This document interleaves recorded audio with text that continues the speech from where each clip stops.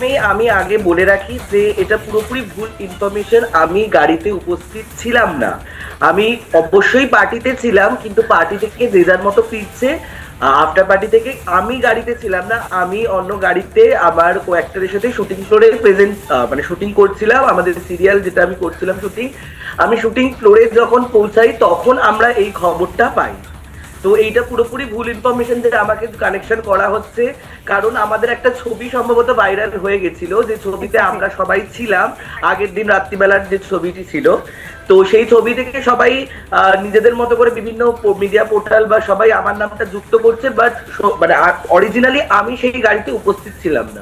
আগের দিন রাত্রিবেলা তো ওখানে ওই ক্লাবে তো 100 জন ছিল, তার মানে তো সেই 100 জন গাড়িতে থাকতে পারে না। ছবিটি ভুল বলছি না, ছবিটি অবশ্যই আমরা একসাথে। কিন্তু গাড়ির ভেতরে একটা ছবি ভাইরাল হয়েছে যেখানে অনেকজন পাশাপাশি বসে রয়েছেন, মনে হচ্ছে গাড়িতে বসে রয়েছেন। আমি তো গাড়িতে না, ওটা ক্লাবের ছবি। গাড়ির কোনো ছবি তো আমি দেখিনি, গাড়িতে তো আমি এরকম কোনো ছবি আমার কাছে আসেনি বা আমি জানি না।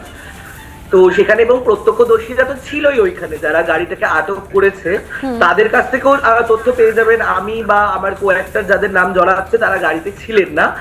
3 জনের নাম জড়াচ্ছে, যারা যারা গাড়িতে ছিল প্রত্যক্ষদর্শীদের মধ্যে, তারাই 3 জন গাড়িতে সম্ভবত বসে।